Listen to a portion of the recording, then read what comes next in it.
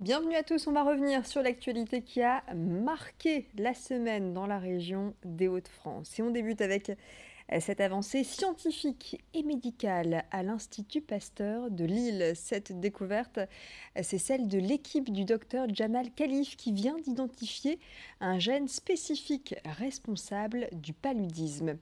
Cette découverte pourrait contribuer à d'autres cibles thérapeutiques pour lutter contre cette infection qui se transmet par les moustiques. Actuellement, en l'absence de vaccins efficaces, les principaux traitements antipaludiques sont des combinaisons thérapeutiques à base d'artémisinine. Et avec l'émergence de résistance aux traitements actuels, de nouvelles cibles thérapeutiques doivent être étudiées.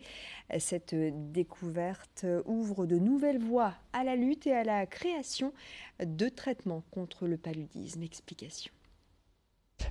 Cette découverte d'un gène spécifique chez le Plasmodium vise bien sûr à mieux comprendre la biologie de ce parasite qui est surprenante puisqu'il est capable de donner la naissance à 7 stades différentes, infecter 2 hôtes, passer à travers 3 tissus et vivre à des températures variantes, tout ça avec un nombre très restreint de gènes qui sont à peu près 5300 gènes.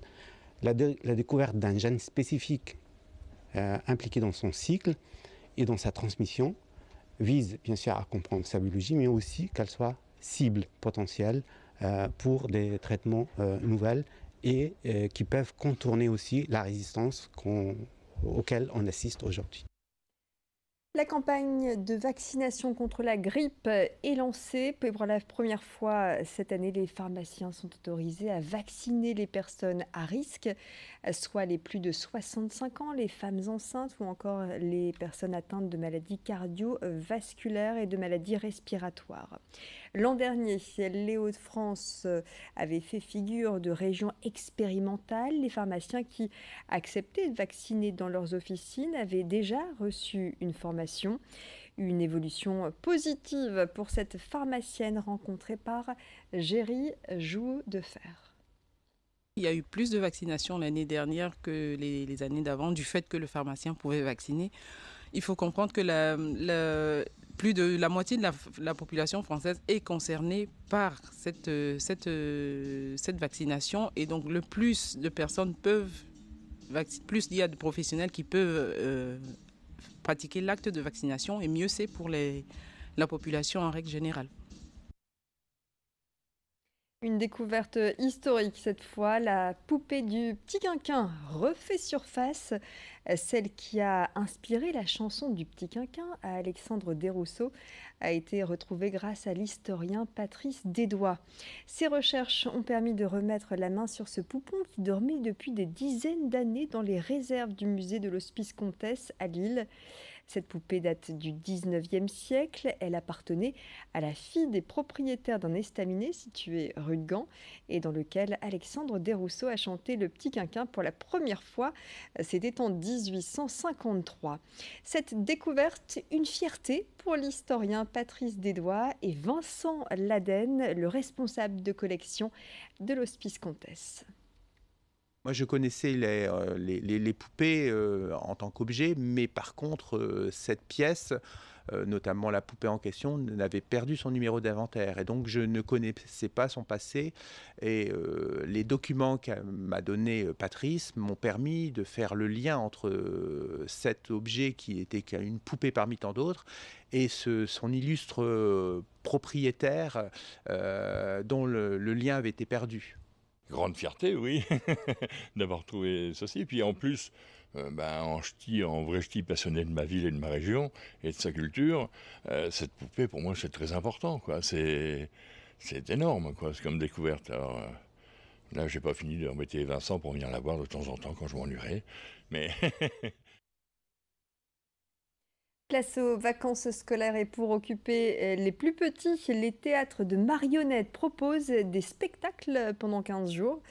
Les marionnettistes à fil se font de plus en plus rares et pourtant il en reste quelques-uns dans notre région qui perpétuent cet art. C'est le cas du théâtre Mariska installé à Sizouin. L'histoire a débuté en 1984. Sa marionnette star, c'est le Petit Jean. Les spectacles s'adressent aux enfants de 3 à 8 ans et pendant ces vacances, la troupe se déplace à Sizouin, Croix ou encore à Annelin. Florian Fievé donne vie à ces personnages faits de bois et de fil. Il s'est confié à Géry, Jouot de fer. Être marionnettiste, c'est d'abord pouvoir monter notre spectacle dans les écoles, s'adapter aux lieux, s'adapter aussi aux gens qu'on rencontre, pouvoir réaliser le spectacle et aussi improviser par rapport à ce qui se passe devant. Donc ça soit la réaction des enfants, les imprévus liés au spectacle vivant, donc une marionnette qui casse. Donc c'est énormément de choses. Après démonter le spectacle, toujours les temps de route. Donc c'est un métier complexe, complet et surtout un métier où notre gros plaisir, c'est la joie qu'on peut apporter un peu à tout le monde. Donc c'est un très beau métier. Et toute la programmation à consulter sur le site www.mariska.fr. Après 5 ans d'absence, Marcel et son orchestre est de retour. Les membres du groupe se reforment. Ils ont ressorti perruques, froufrou, guitare et trompette pour 3 concerts prévus à Lille en décembre. Et ils ont également sorti ce double album mêlant inédit et titres incontournables. Ititit Oura, c'est son titre. Et puis ils seront, les Marcel et son orchestre, à l'Olympia le 22 février.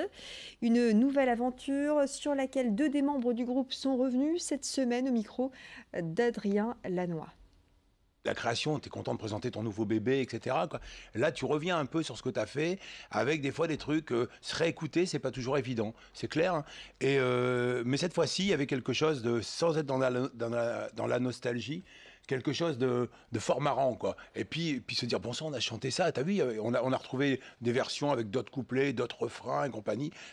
On s'est retrouvailles, quoi, des vraies retrouvailles. Ouais.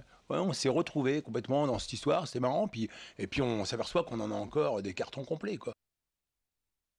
Voilà les Marcel et son orchestre, le groupe du Nord, de retour sur scène et également avec ce double album. C'est la fin de cette édition du week-end. Je vous souhaite de passer un excellent week-end en notre compagnie. Profitez bien et l'actualité continue sur votre chaîne d'infos.